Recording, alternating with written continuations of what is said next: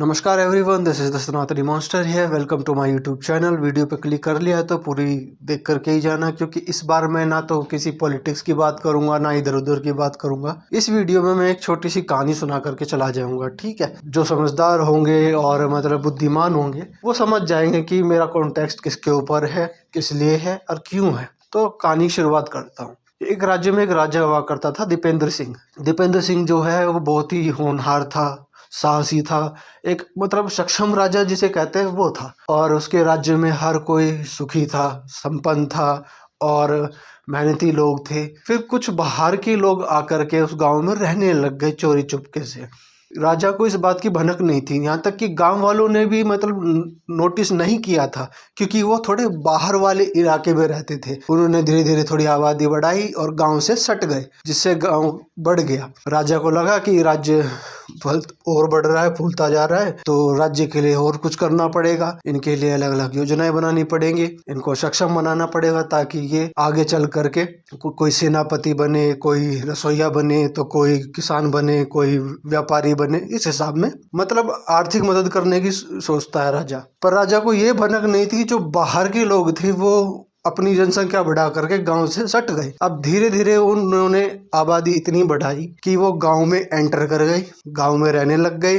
और जब उनकी आबादी और बढ़ती चली गई तो वो आपस में लड़ने लग गए। राजा परेशान कि यार मेरे ही गांव वाले आपस में लड़ रहे हैं, ये तो गलत बात है। तो राजा सोचता है कि एक बार है ना सर्वे करता हूँ। तो उसने अपने एक सेनापति को बुलाया और बोला कि सबके घरों में जा करके देखो कि किस परिवार में कितने बच्चे हैं, यानी एक मतलब पति पत्नी के कितने बच्चे हैं, समथिंग लाइक दैट। तो सेनापति जाता है अपने अपने सहायकों के साथ में, सर्वे करता है। सर्वे करने के बाद में पता चलता है कि एक परिवार में 8-10 बच्चे हैं, एक कपल के 7-8 बच्चे हैं। और उसने ये सब जा करके राजा को बताया। मतलब एक परिवार में 50 लोग हैं। राजा परेशान कि सब में ऐसा नहीं, आगे चल करके जहाँ पे हमारा राज्य खत्म होता है वहां पर। तो राजा बोलता है वहीं पर ही क्यों? बोला ये तो पता नहीं है, पता करना पड़ेगा।